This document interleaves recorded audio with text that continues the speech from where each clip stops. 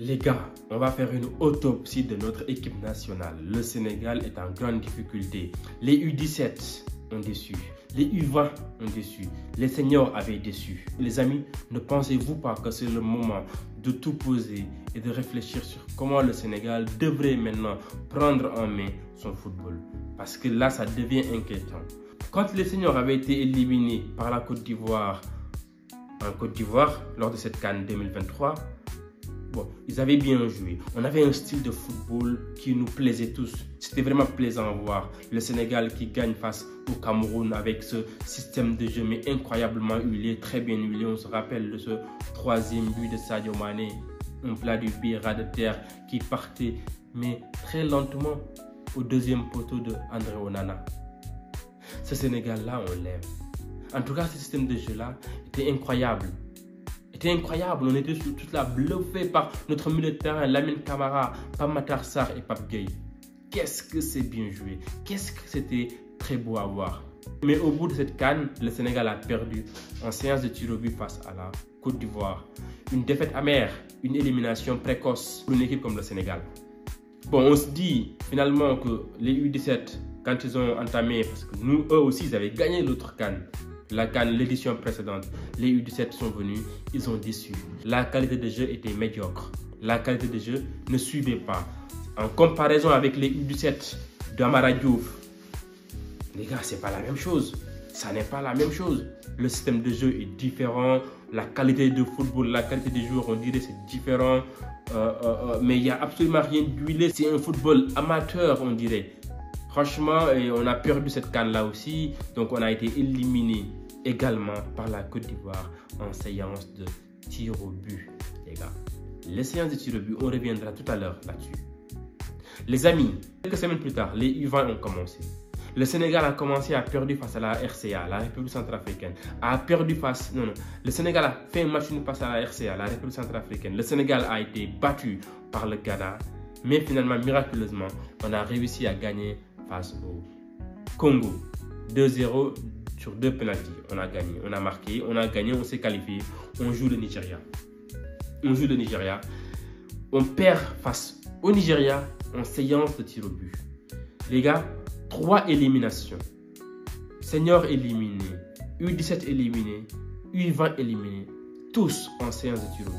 En fait, je pense qu'à un certain moment donné, il faut se respecter. Je suis sûr que beaucoup de gens peuvent se moquer de cette équipe du Sénégal. Comment est-ce qu'une nation aussi regorgée de bons joueurs n'arrive jamais à gagner en séance de tir au but? Alors, vous me direz que notre CAN, on l'a remporté en séance de tir au but. Mais les gars, c'est pas sérieux. C'est pas sérieux. Sur 40 000 séances de tir au but, tu en gagnes une seule fois. C'est pas sérieux. Il faut vraiment aller travailler. Je sais pas, même face au Congo, Cham, il a raté le penalty. C'est après qu'il l'a remis. Mais on ne peut pas quand même se contenter de ça. On ne peut pas se contenter d'une médiocrité quand même quand il s'agit de séances de tir au but.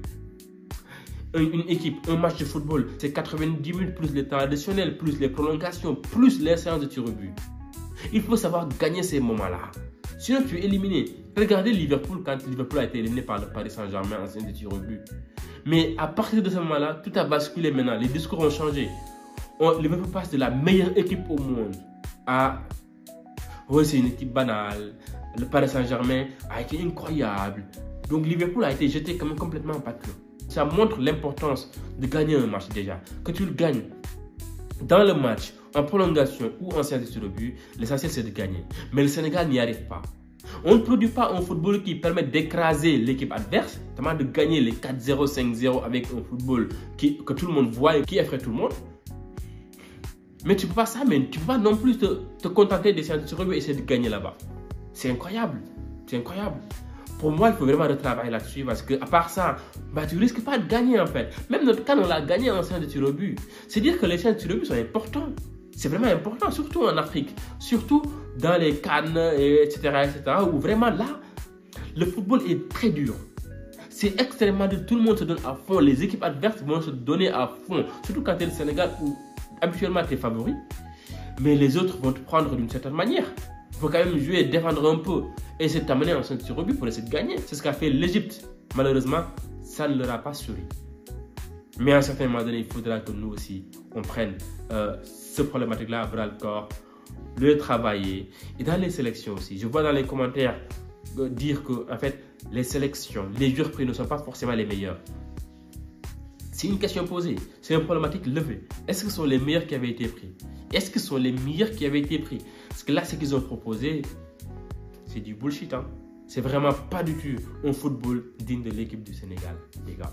Dites-moi ce que vous en avez pensé. D'ici là, on se retrouve très bientôt pour une nouvelle vidéo, les gars. Et n'hésitez surtout pas, les gars. Abonnez-vous, les gars. Abonnez-vous, ça me donne de la force. Likez la vidéo pour le référencement. Ciao.